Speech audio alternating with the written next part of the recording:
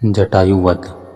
सीता की करुण पुकार सुनकर जटायु ने उस ओर देखा तथा रावण को सीता सहित विमान में जाते देख बोले, अरे रावण, तू एक पर स्त्री का अपहरण करके ले जा रहा है। अरे लंकेश, यह महाप्रतापी श्री रामचंद्र जी की भार्या है। एक राजा होकर तू ऐसा निंदनीय कर्म कैसे कर रहा है।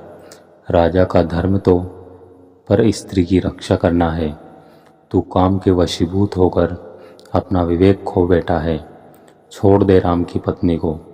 हे रावण, मेरे समक्ष तू सीता को नहीं ले जा सकता।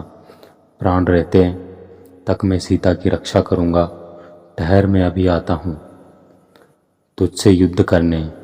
जटायु के इन कठोर अपमानजनक शब्दों को सुनकर रावण उसकी ओर झपटा तो सीता को मुक्त कराने के लिए विमान की ओर तेजी से बढ़ रहा था। विशालकार दो पर्वतों की भांति वे एक दूसरे से टकराए। क्रुद्ध जटायु ने अपने पराक्रम से 2 बार रावण के धनुष को तोड़ डाला, उसके रथ को तहस नहस कर डाला और रावण के सारथी का वध कर डाला। उन्होंने मार मार कर रावण को घायल कर दिया। घायल होने के बाद भी रावण वृद्ध और दुर्बल जटायु से अधिक शक्तिशाली था। अवसर पाकर उसने जटायु की दोनों भुजाएं काट दी। पीड़ा से व्याकुल होकर मूर्छित हो वह पृथ्वी पर गिर पड़ा। जटायु को भूमि पर गिरते देख जानकी हाँ राम हाँ लक्ष्मण कहकर विलाप करने लगी।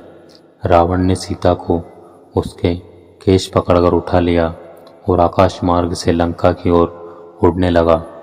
उस समय उन्नत बाल वाली सुंदर कृष्ण केशों वाली गौरव वर्णा मृगनयनी जानकी का सुंदर मुख रावण की गोद में पड़ा ऐसा प्रतीत हो रहा था जैसे पूर्णमासी का चंद्रमा नीले बादलों को चीर कर चमक रहा हो।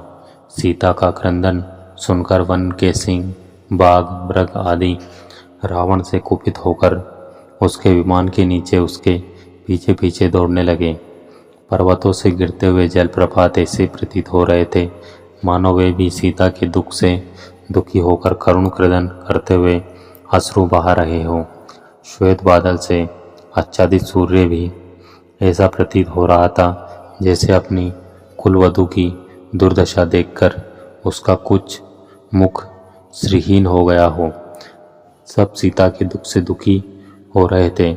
दुष्ट रावण से मुक्ति का कोई उपाय न देखकर सीता दीनतापूर्वक परमात्मा से प्रार्थना करने लगी, हे परमपिता परमात्मा, हे प्रभु, मेरी रक्षा करो, रक्षा करो। हे सर्वशक्तिमान, इस समय मेरी रक्षा करने वाला तुम्हारे अतिरिक्त और कोई नहीं है। हे दयामय, मेरे सत्तित्व की रक्षा करने वाले केवल तुम ही हो। मार्ग में सीता ने नीचे एक पर्वत पर 5 वानरों को बैठे देखा। उनको देखकर सीता ने यह सोचकर कि शायद ये राम को मेरा समाचार बता देंगे, अपने सुनहरे रंग की रेशमी चादर में वस्त्र आभूषण बांधकर उसे उन वानरों के बीच गिरा दिया। तीव्र गति से उड़ने में व्यस्त रावण को सीता के इस कार्य का बोध नहीं हो पाया। वनों, पर्वतों और सागर को पार करता हुआ रावण सीता सहित लंकापुरी में पहुंचा।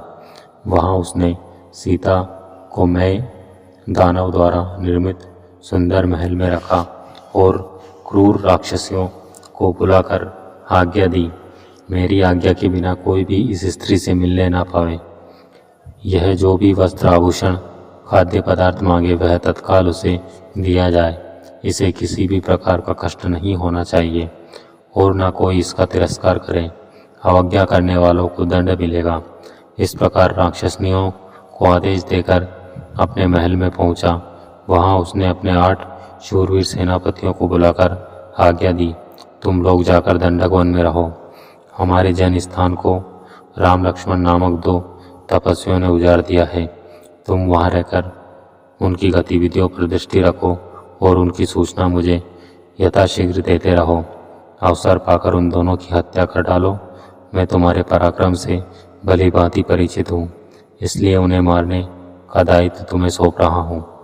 उन्हें इस प्रकार आदेश देकर वह कामी राक्षस वासना से पीड़ित होकर सीता से मिलने के लिए चल पड़ा। तो दोस्तों, ये वीडियो थी संपूर्ण रामायण के अरण्यकांड भाग 13 जटायुवध। तो ये वीडियो आपको कैसी लगी हमें कमेंट करके ज़रूर बताएं, और वीडियो अच्छी लगी हो तो वीडियो को लाइक, शेयर और ऐसी और वीडियोस के लिए बने रहे हमारे यूट्यूब चैनल के साथ। वीडियो में अंत तक बने रहने के लिए आप सबका धन्यवाद। जय श्री राम।